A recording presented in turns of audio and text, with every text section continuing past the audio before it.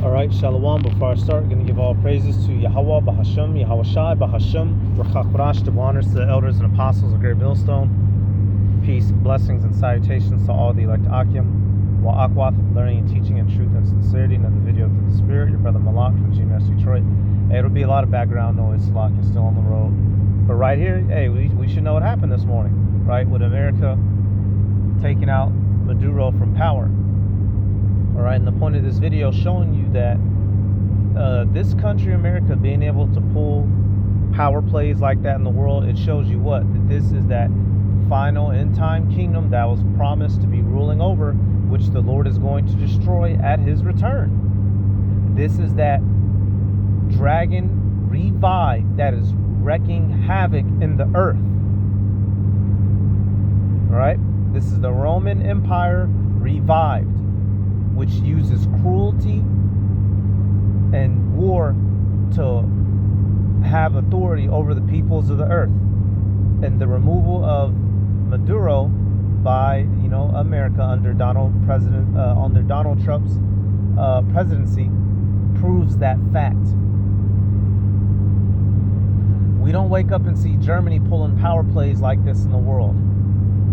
Germany wasn't responsible for the Iran-Contra affair, the Cuban Missile Crisis. Although they're Edomites, what country is responsible for kicking off and starting all these wars and conflicts in these last 4 to 5 centuries since they got established in the Western world?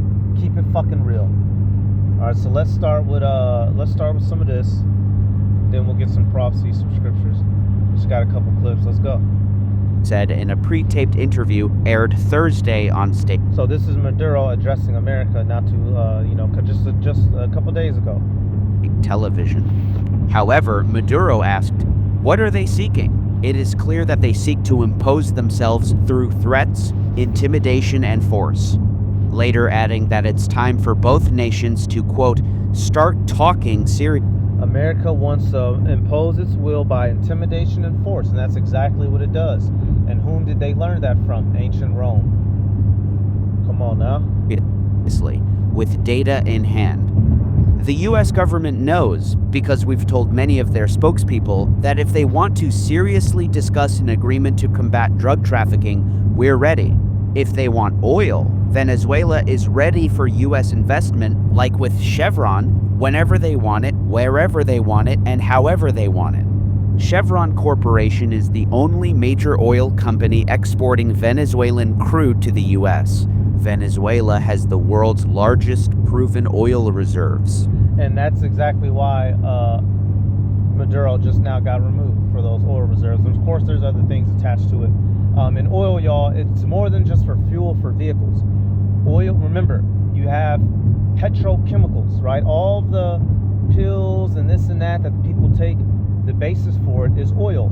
Plastics, right? That's used in all different kinds of material.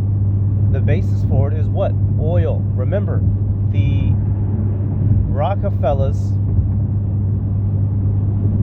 are responsible for switching things over from, that holistic natural way of life to the chemical-based way of life.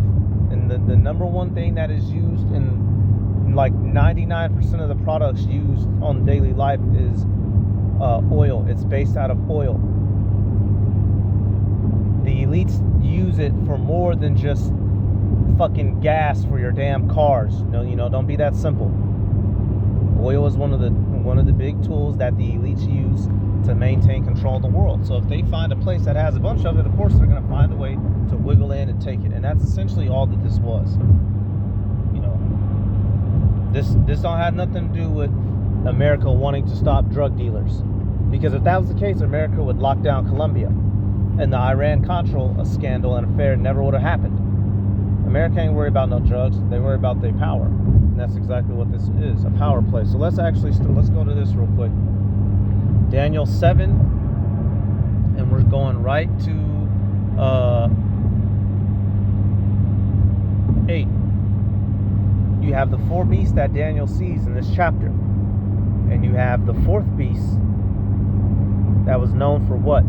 Daniel 7. I'm going to start at Daniel 7:7. It says, "After this I saw in the night visions, and behold, a fourth beast, dreadful and terrible, and strong exceedingly, and it had great iron teeth. It devoured and brake in pieces, and stamped the residue with the feet of it, and it was diverse from all the beasts that were before it, and it had 10 horns." We know that this fourth beast is ancient Rome, quite literally, right? Ruling with its 10 vassal states.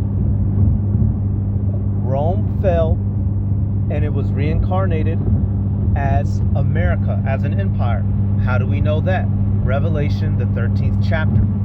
And as we just saw there before, for a quick second, this empire is known for ruling with iron, ruling with a mean grip, an iron fist, as the titular phrase goes. Cruel, cold, stiff, unforgiving, to devour, to break in pieces, what? Destroying other nations through war campaigns around it. Ancient Rome did the same thing. America today does the same thing, as we just saw, right? And it being diverse from the other beasts, it's diverse in the way that it rules. Instead of it having a direct king oligarchy passed down from one person to another, you have here what? A democracy, elected leaders that come in and take over, and on paper, shall I say, because we know, the elites pull the strings in the shadows. All right, now how does that connect today? Revelation 13, and we could start at 1, right? This deals with the Edomite empires of the world. We know that the dragon is Rome. Jump to verse 3, what do we see? And it says, "And I saw one of his heads as it were wounded unto death." That head was Rome, the dragon.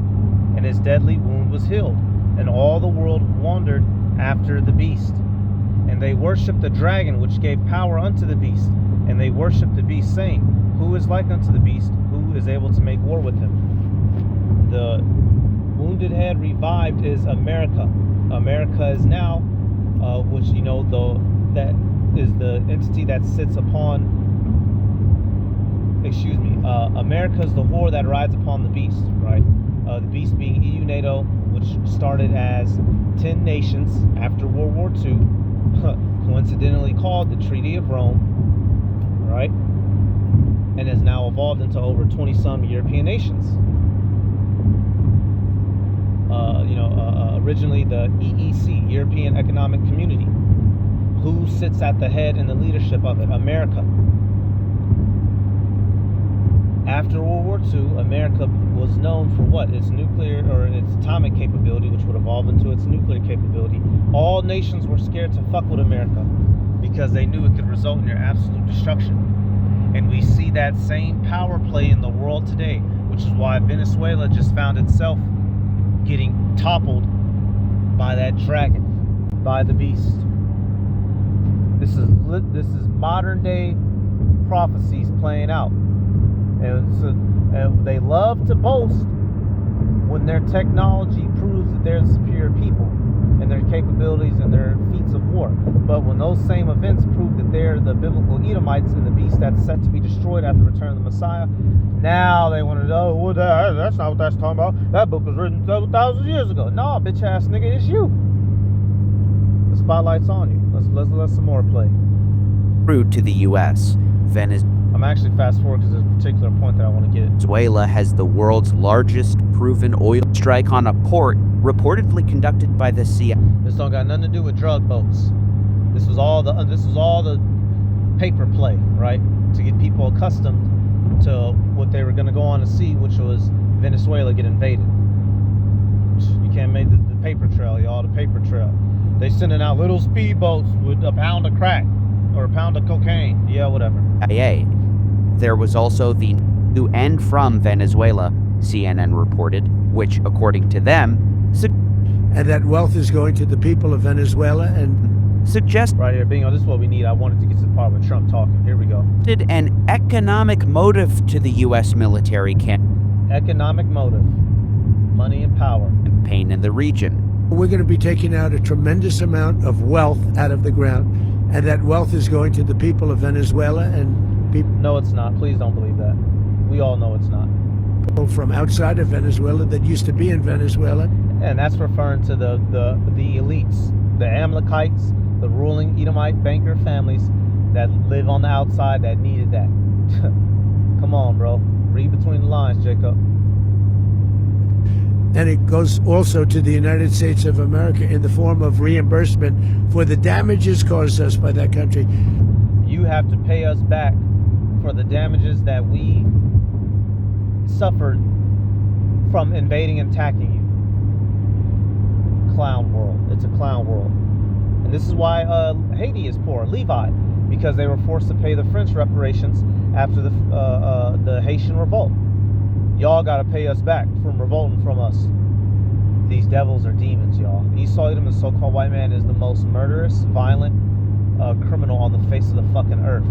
And because they wore business suits and produced movies, they were able to trick you into believing that they were a good, peaceful people, and they're not. And you're learning that when they roll up on your country with big guns, big tanks, and even bigger jets. In other words, we'll be selling oil, probably in much larger doses because they couldn't produce very much because their infrastructure was so bad. So we'll be selling large amounts of oil to other countries. Indeed, Trump has made clear the economic motivation behind his aggressive actions against Venezuela. In a Truth Social post from December 17th, Trump said, 6 ain't even a flex anymore. Ever since these CMOS gummies went on sale, I swear the average is like 7. Trump said, Venezuela is completely surrounded by the largest armada ever assembled in the history of South America. It will only get bigger, and the shock to them will be like nothing they have ever seen before. Until such time as they return to the United States of America, all of the oil, land, and other assets that they previously stole from us.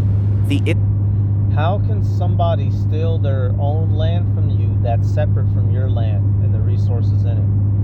They're fucking diabolical, y'all. Hey, I was saying it to the brothers, you know, I was out there visiting Rochester. On the earth, we're trying to pretend like the so-called white man is a good set of people, and they're not. Look at how they look at what he's saying. Really analyze what's being said. You stole from us. We stole our own oil that's in our own ground from you, hundreds of miles away. It's insanity. But when you're a murderous thief, a vagabond, and a fugitive who's accustomed to stealing, statements like that are normal. That they previously stole from us.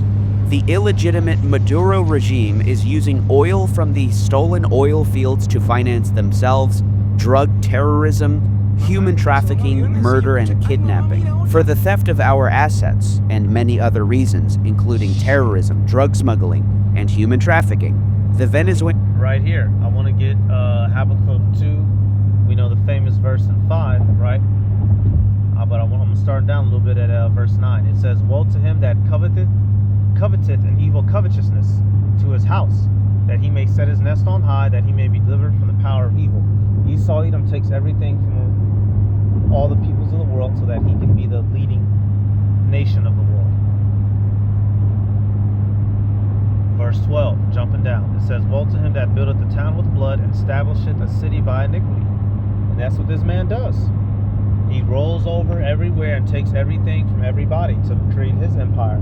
And that's going to result in payback. Esau Edom is going to fall, y'all. The Heavenly Father will see to it. We just got to be patient. Regime has been and out of Venezuela. The illegal alien... America will not allow criminals, terrorists, or other countries to rob, threaten, or harm our nation, and likewise will not allow a hostile regime to take our oil, land, or any other assets, all of which must be returned to the United States immediately. Thank you for carrying America. The lines this morning. We can do a safe. This morning, Trump gave a press conference at Mar-a-Lago to update the press on the details of the operation. We're going to run the country until such time as we can do a safe, proper, and judicious transition. So, Mr. President, is it possible that the U.S. ends up administrating Venezuela for years? Well, it won't cost us anything because the money coming out of the... That means yes, they're not ever gonna give it up. Come on now, they put a puppet in there. That's probably an Amalekite woman, and that's how they run it, just like with Mexico. We all know the deal, and Brazil. Come on now, y'all. This ain't nothing new. We just see, for people that are in their 20s now, right, we're too young to remember Panama Canal. A lot of us weren't alive. We weren't there in the Iran-Contra affair in the 80s. brothers and sisters who are physically older on the flesh, right, 50 plus, they've seen this happen before. So we're just seeing what the devil been done. It's just he just it's just been a couple decades, but this is how he gets down. He wasn't able to fully do it successfully in the East, but we just saw him fully take over a country now successfully. Come on now, man. Ground is very substantial, so it's not going to cost us anything. Does the U.S. running the country mean that U.S. troops will be on the ground? How will that work? Well, they always say boots on the ground. Oh, so we're not afraid of boots on the ground if we have to. So yes, we're going to have soldiers in there killing people if need be, and it will be done. And that's what was happening last morning. So I'll jump in here, just adding a clip with it. Just got 2 more clips, actually. We were carrying out a criminal indictment with 150 aircraft, some F-22 bombers, some F-18s, some ships out in the colorite peroxide, and a lot of troops on the ground while we got in gunfights. Then we went, kidnapped Maduro and his wife, extracted them, put them on a ship, and now they're going up to New York. And we're going to run Venezuela. We're not going to let the vice president take over. No.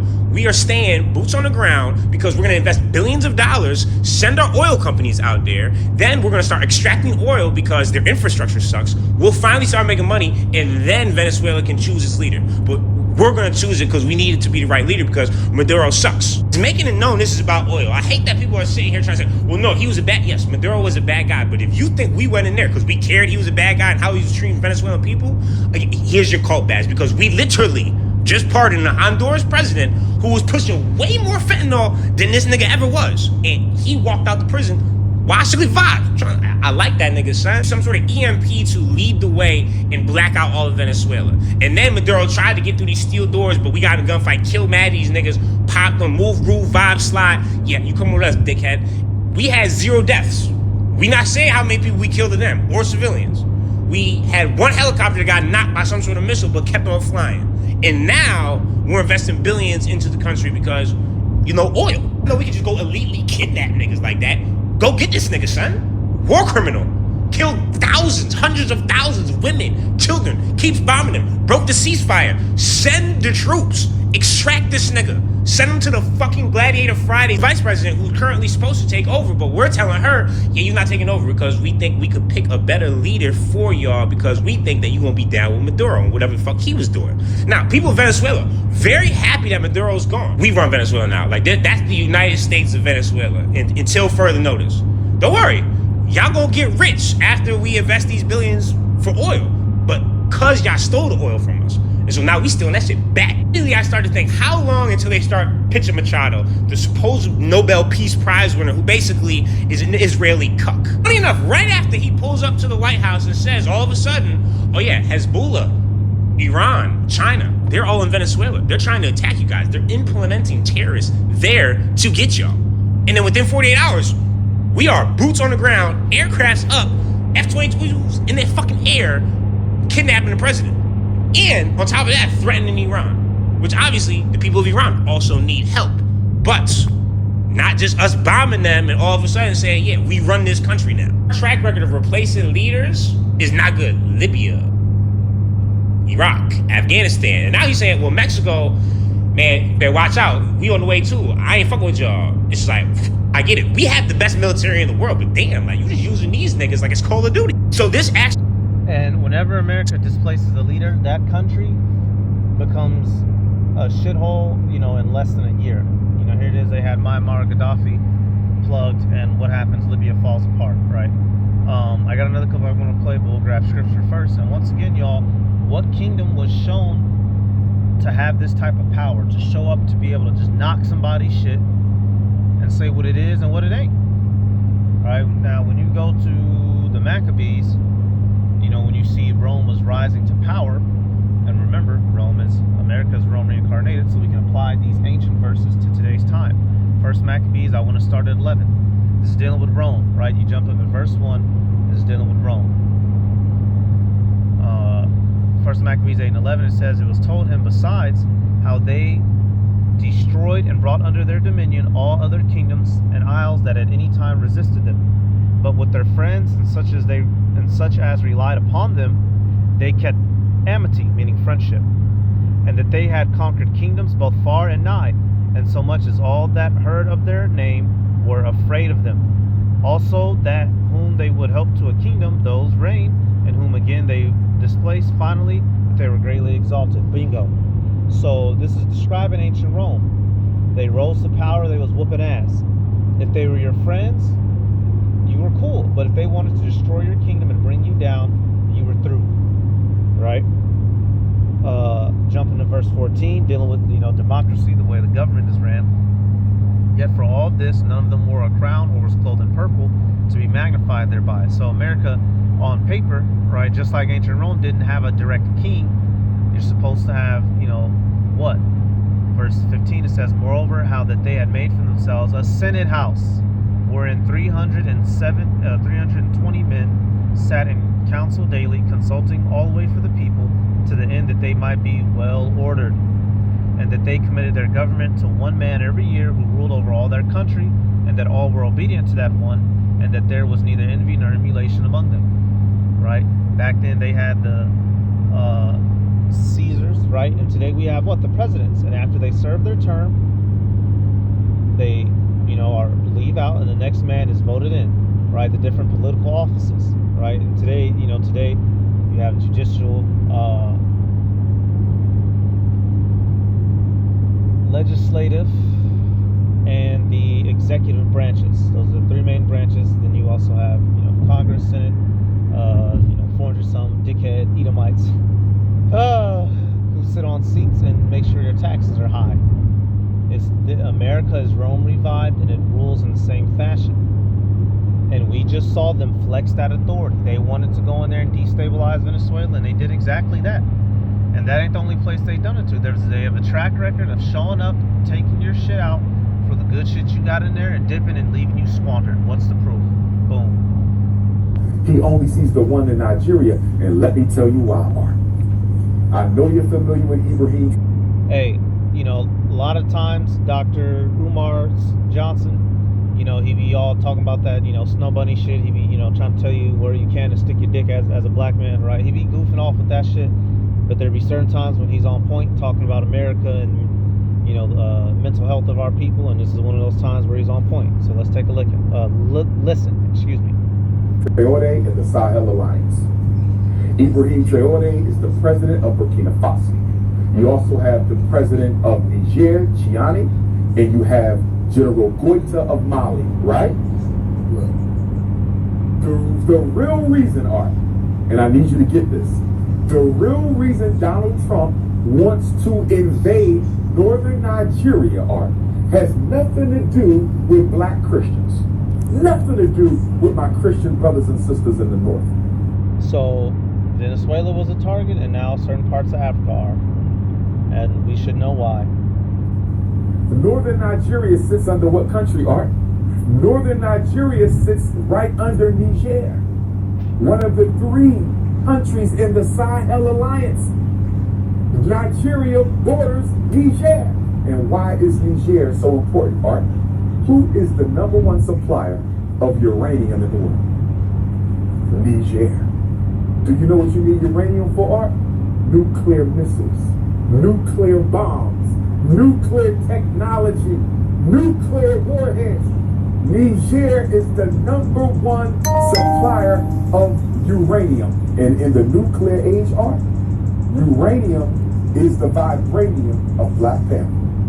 In the nuclear age, uranium is the vibranium that they talked about in the Black Panther movie. So the reason Donald Trump needs to get into northern Nigeria, Art, so they can invade and try to overthrow President Chiani in Niger so they can get control of the uranium. Are you with me so far? Not only does Niger have uranium, they have gold and other resources. And then next to Niger, you have who? Mali. Mali has gold. Mali has copper. Mali has zinc and unlimited natural resources. And then Burkina Faso is only a hop, skip, and a jump from northern Nigeria. And you know they want to get rid of Ibrahim Traoré. And we pray to God and the ancestors that never happens. But they want to get rid of Ibrahim Traoré because he's the leader. And what does Burkina Faso have a whole lot of? Gold, Art.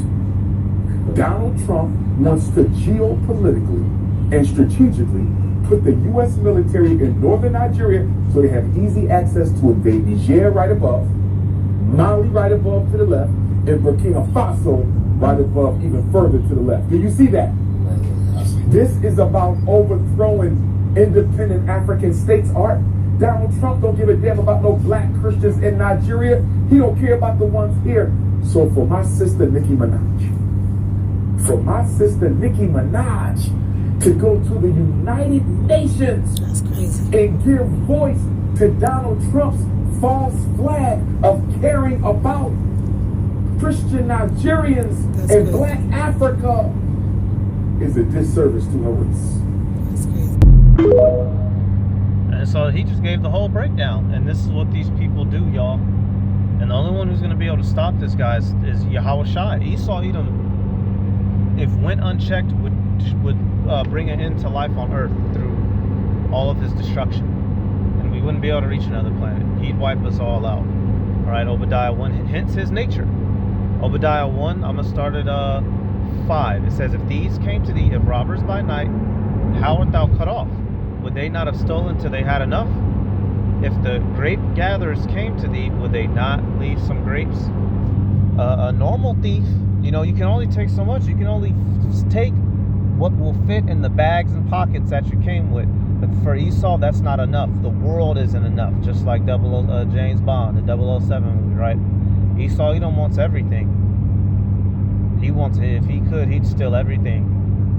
All right, the only one who's going to be able to stop this demon is Yahweh, Bahashem, Yahweh Shai, y'all. And that's our hope. And so this was, you know, this was just another example of that beast system flexing its muscles. So hey, you know, we give all praises to Yahweh, Bahashem, Yahweh Shai, Bahashem, or Chachurash, double honors to the elders and apostles of Great Millstone, peace, blessings, and salutations to all the elect Akim, Wa'akwath, learning and teaching in truth and sincerity. Shalom.